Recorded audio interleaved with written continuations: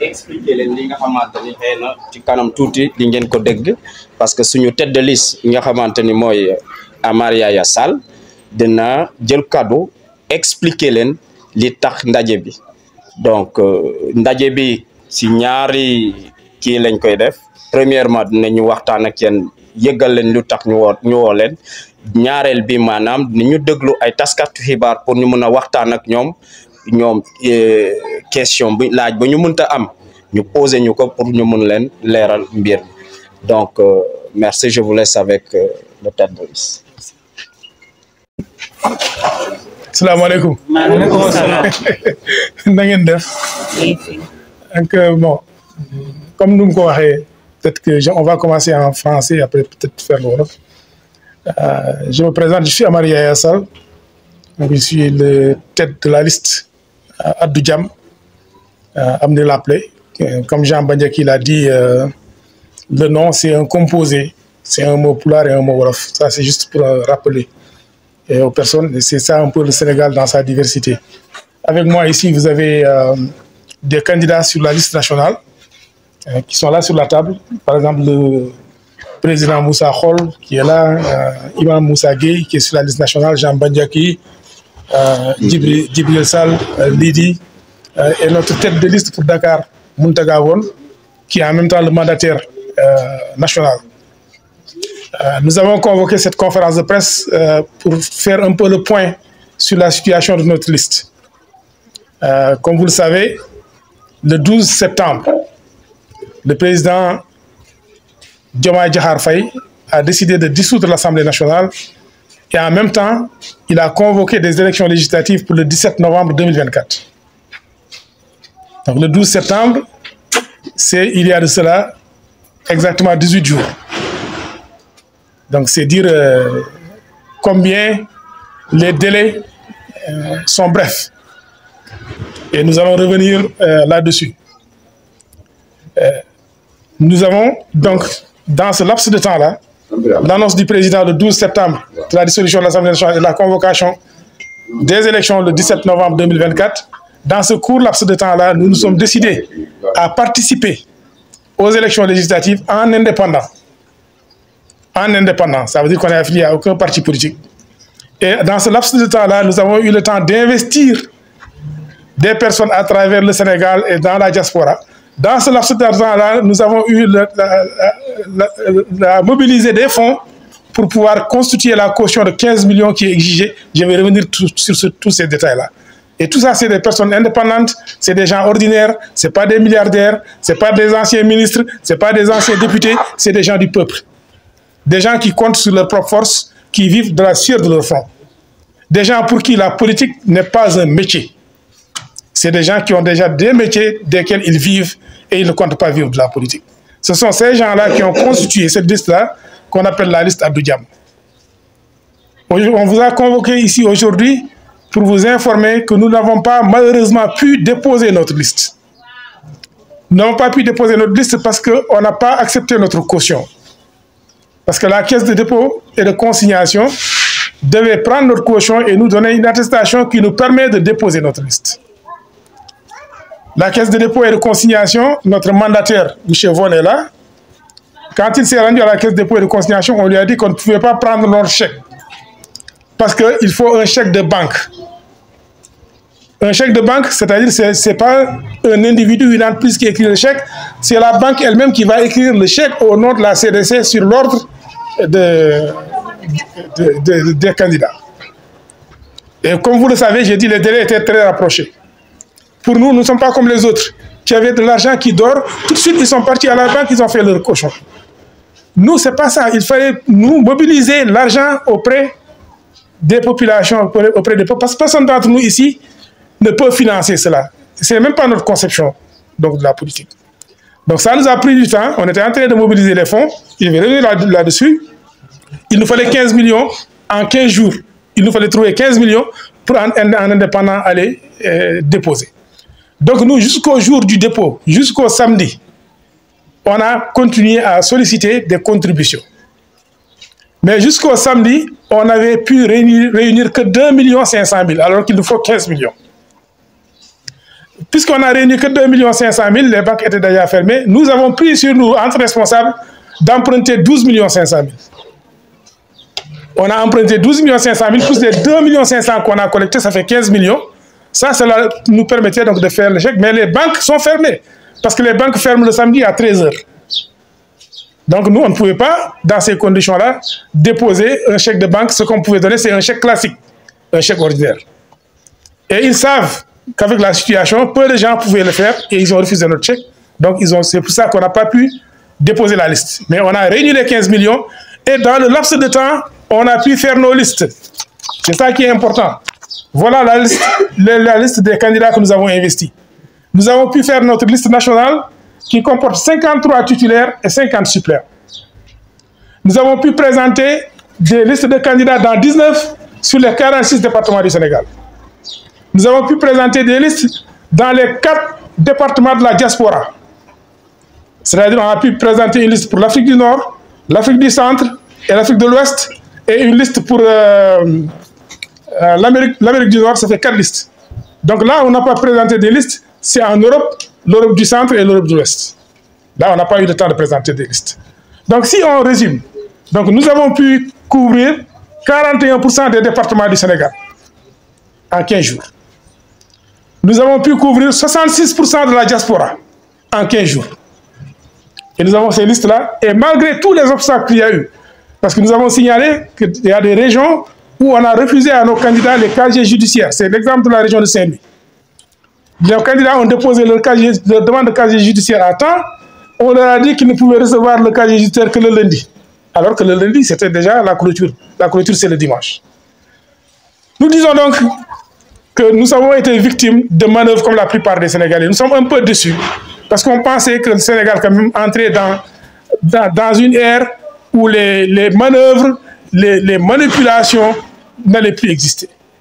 Mais les conditions précipitées dans lesquelles on a convoqué les élections, ça relève manifestement d'une manipulation. Parce que la Cour suprême, qui a été consultée par le président Bassirou Diomaye Faye, lui a dit qu'il pouvait dissoudre l'Assemblée nationale à partir du 12 septembre. Mais elle n'a pas dit que ça. Elle lui a dit un certain nombre de choses. Mais eux, Bassirou Diomaye Faye, son gouvernement, ils ont gardé l'information pendant 2 mois. Ils l'ont gardée secrète pour pouvoir se préparer. Quand ils se sont préparés suffisamment et qu'ils étaient prêts, ils ont appelé les autres pour leur demander en 15 jours de faire des listes. Ça, ce n'est pas juste. Ce n'est pas honnête. Et c'est une entrave à la libre participation des citoyens aux élections. Et ça, nous le dénonçons. Et c'est pour ça que nous avions appelé le président de la République à faire des dérogations. Parce qu'on dit, à situation spéciale, mesure spéciale. Du moment qu'on a convoqué les élections dans des conditions précipitées, avec des délais comprimés, de la même manière, on devait faire un certain nombre d'aménagements pour permettre à tout le monde de participer. Malheureusement, ce n'est pas ça. Et ils ont fait ce qu'on appelle le délit d'initié.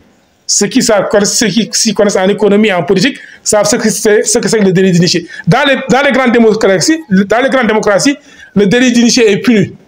Le délit d'initié, ça veut dire que vous avez une information que seuls les gens qui sont à l'intérieur peuvent avoir et vous l'utilisez à votre avantage. Ça, c'est un délit dans toutes les grandes démocraties. Et ça, c'est pour ça que nous avons parlé ici de délit d'initié.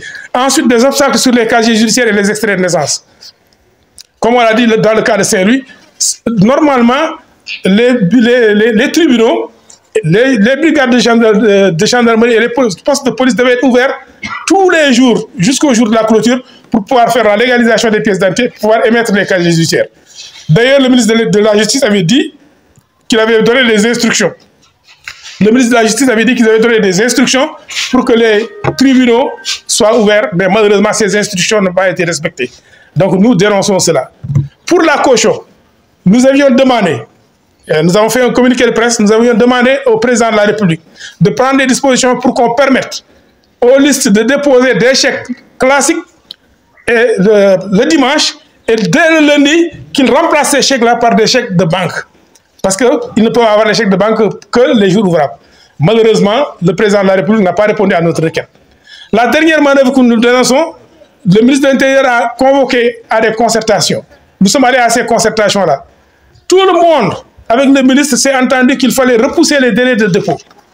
Le ministre a dit qu'il allait consulter ses supérieurs, mais qu'il pensait qu'en principe, puisque tout le monde est d'accord, qu'on va repousser les choses. À notre grande surprise, 2 jours après, le ministre revient pour dire non, non, non, finalement, on va garder les mêmes délais, il n'y aura pas de report. Ce qui relève aussi d'une manipulation. Et nous considérons que donc le ministre veut nous dire que c'est le président Bassirou Diomaye Faye qui a refusé le consensus, le compromis qu'il y a eu ici. Et ça nous étonne. Ça nous étonne. Et nous interpellons le président. Parce que le ministre avait fait croire à tout le monde que c'est possible, sur la base du consensus, de reculer de quelques jours, 72 heures ou une semaine. Mais malheureusement, après, il est revenu nous dire tout à fait le contraire.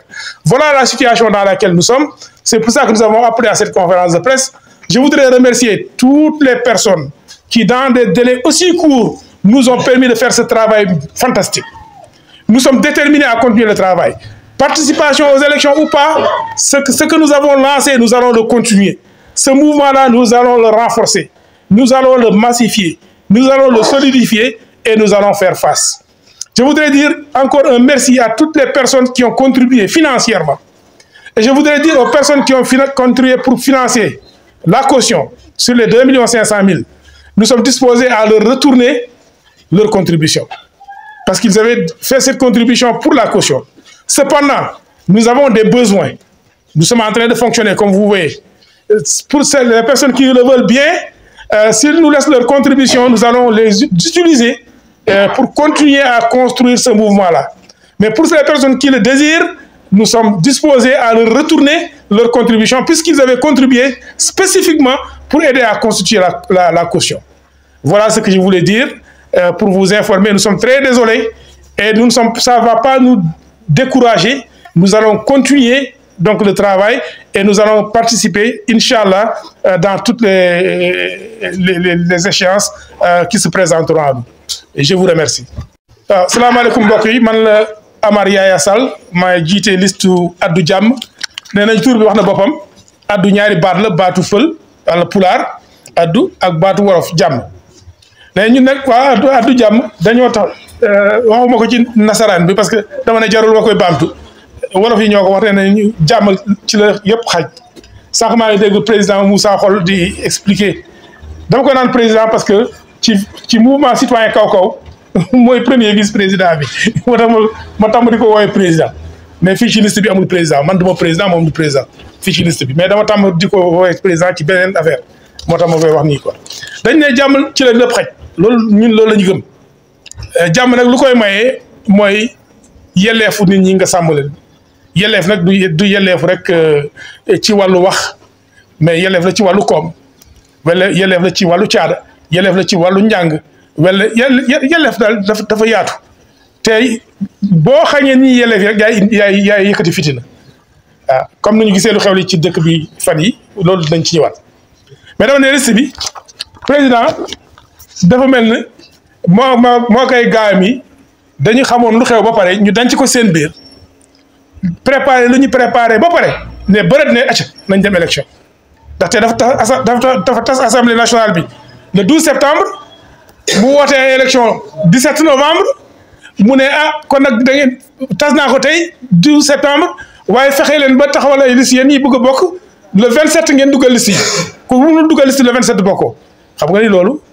nee naa loolu mooy xamte nëbb ba pare jëriñoo loolu pour gàllankoor ñeneen ñu ne nag loolu jaadul la loolu ŋàññe nañ ko nee nañu loolu jaadul bu doon yenn réew yi bu nañ la ci sax tëj kaso moom la ñuy wax délit d'initié ñu ne bu loolu wéyee tamit xam nga ci fukki fan ak juróom nga ne nit ñi nañ ci dajale fukki million ak juróom fukki fan ak juróom nga ne nit ñi nañu wër Sénégal yëpp tànn ay candidat fukki fan ak juróom candidat yooyu dem wuti ay kayit ñu ñëw déposé xam nañ ni loolu pour nga mun ko def lu jafe-jafe waaw ñu ne nag comme moom nag moo jëw taxañ affaire bi moom mi ko taxañ nu mu taxañee délai yi nu mu ko gàttale noonu la waroon yaatal conditions yi pour ñeneen mën ci bokk mais yaatalu ko ñu ne nag loolu yëpp terewul ñun waa addu jàmm ñu mën a war Sénégal yëpp taxawal suñu liste baa ngi nii liste nationale bi juróom fukki nit ak ñett ñooy nekk titulaire juróom fukki doon ay suppléant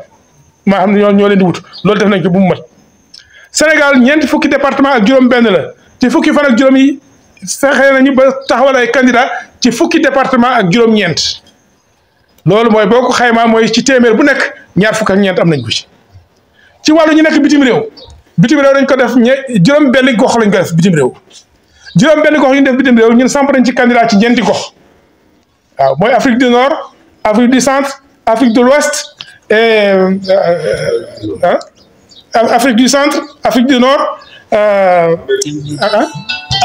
Afrique de l'Ouest ak Amérique du Nord ak Océanie ñoo ànd donc ñeenti fu ñu amul rek mooy Europe dañ ko xaaj ñaar Europe de l'Ouest ak Europe du Centre Europe la ñu sampul candidat kon boo xoolee ci diaspora bi ci téeméer yi nekk am nañu juróom benn fukk ak juróom benn loolu yëpp nag ku ko liggéey ci fukki fan ak juróom njàmbaar te doo amoo milliardaire amoo millionnaire amoo ancien ministre amoo ancien député ñun suñu biir rek ñu fexe ba am loolu njàmbaar la ci wàllu caution bi tamit ñun xaaruñu woon kenn benn nit jël ñëw defal ñu caution ñeneen ñi am ay borom poche yu diis lañu quoi loolu xëy na sax ay weccet la ci ñoom ñun dañu waroon dajale ci fukki fan ak juróom ñu dañu waroon dajale fukki millions ak ñaar waaye lu ñu jot a dajale mooy ñaari millions ak genn wàll lañ jot dajale te fukki millions ak juróom lañ la laaj kon nag bu ñu demee ba ci samedi ci ngoon ñu xam ne léegi lii la ñu am te faaw ñu dem dañoo dem lebi fukki millions ak ñaar ak genn wàll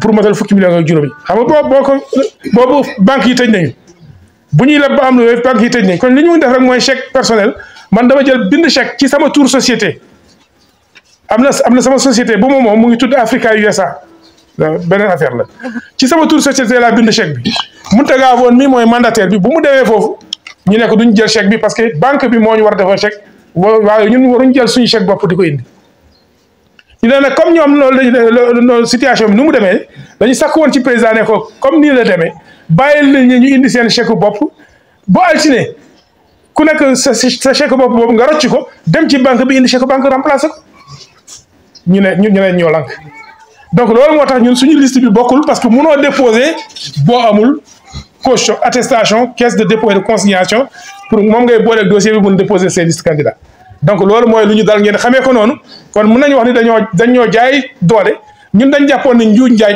ak labaj jeex na ci Sénégal mais dafa mel ni teel a ndara gën a aay boo gisee ni ñu ko fixé ñoom ñu xam ni ñu xam nëbb ko bett ñëpp organiser seen élection wàllu casier judiciaire ak extrait de naissance ñu jafeeloo ko jafeel boo xam ni ci wàllu caisse de dépôt ak consignation nit ñi ñëw ñu xam ni xel kenn mënul samedi ci ngoon wala dimanche kenn mënu ci am chèque de banque xam nañu loolu kon nag ñoom ñi def délai yooyu mënoon nañu nangu nit ki dugal chèque boobu mu nekk garantie ne ko da nga koy rocci après nga indi chèque boo xam ne moom lañ la laaj mais loolu dañu ko bañal kon nag loolu mooy situation bu ñuy jànkonteel ñu ne nag ñun dañuy bégee ñëpp ñu nga xam ne bokk nañ ci addu jàmm ndaxte def nañ fi liggéey mucc ayib ci diir bu gàtt ñu def ci liggéey bu mucc ayib boo xam ne presque war na Sénégal yëpp daanaka war na diaspora bi yëpp kon nag dañ leen ci jaajëfal ñu ne nag ñun dañuy fas yéene continuer suñu liggéey bokk ak élection yi ak ñàkk bokk élection yi du tax ñu bàyyi lu ñu taxoon ñu bëgg a dugg ci lii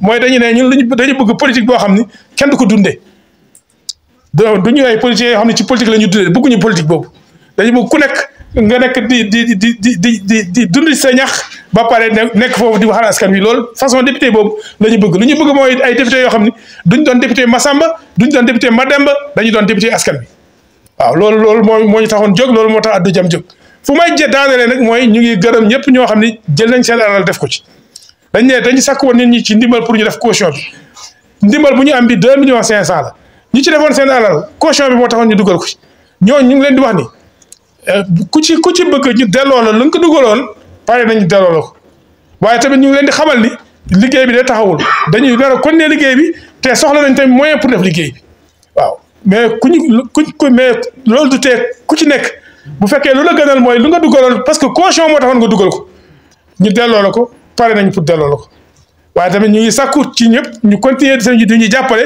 pour ñu am moyen yu ñu liggéeyee daje yu mel ni ay moyen moo tax ñu mun ko def ak yeneen yoo xam ne moom la ñu bëgg a def maa ngi leen di sant di leen gërëm wa salaam. mooy ànd rek ngir politique lu ñu doon wax ni léegi ànd ngir dundee politique bu dee coalition boobu ci loolu la taxawee ñun mënuñu ci jàppale benn coalition ci anam boobu mais contre une coalition mais coalition yi ñu joxe Sénégal ay nit yoo xam ni da ngay gis ñaari nit yoo xam ni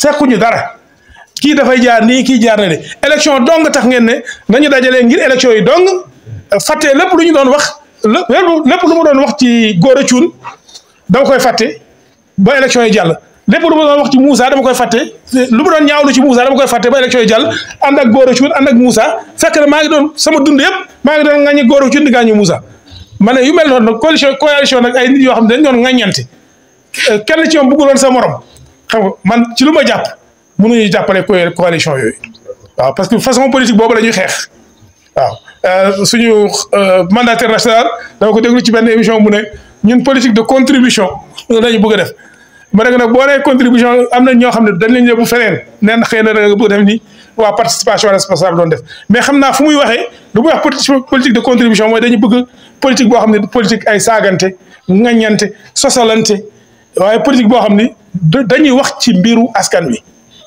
ñun ñu amee gis-gis ci xale yi dem ci gaal yi ñu amee gis-gis ci mbéy mi loolu moo ñu soxal ñun politique bi wax ci loolu waaye politique du politique bu ŋàññi diw sàcc la diw dëmm la diw nooxoor la yooyu politique yooyu nekkuñ ci. Vous êtes éliminé de la course. Est-ce qu'il y a des coalitions qui ont subi le même sort? Et pour le futur, est-ce que vous comptez présenter lors des élections locales qui va représenter? Il y a beaucoup de coalitions qui ont subi le même sort. Peut-être après, on n'a pas fait de jonction. Je sais par exemple qu'il y a des agriculteurs, des maraîchers de la zone de Niayes qui s'étaient organisés. Et c'est l'occasion de prier pour Issa Oumar Bass, qui était le président de APASEN et qui était candidat lui-même aux élections législatives, candidat indépendant, avec d'autres maraîchers. Et eux aussi, leur liste a été rejetée. Bon, il y a d'autres personnes, on prie vraiment pour l'opposition là, il y a d'autres personnes dont les listes ont été rejetées. Maintenant, peut-être qu'on va parler entre nous, donc pour voir ce qu'il faut faire. Et comme je l'ai dit, nous, on est déterminés. Participer à des élections ou pas, on est déterminés à continuer sur la dynamique qu'on a lancée. Organiser les personnes indépendantes, des hommes libres, des hommes et des femmes libres, qui ne sont les sujets de personne, hein, qui mettent en avant l'intérêt commun et qui sont indépendants dans la réflexion. Ça, on va continuer à le construire. S'il y a des élections, si c'est des locales, si c'est des législatives, on va participer, Inch'Allah. C'est pour ça que je disais tout à l'heure aux gens qui ont fait des donations pour la caution que le travail continue. On a beaucoup plus besoin aujourd'hui de mobilisation que jamais. Parce que pour nous, ce n'est pas simplement une question d'élection. Dans les coalitions, dans la coalition, nous avons gis-gis coalition. Nous coalition.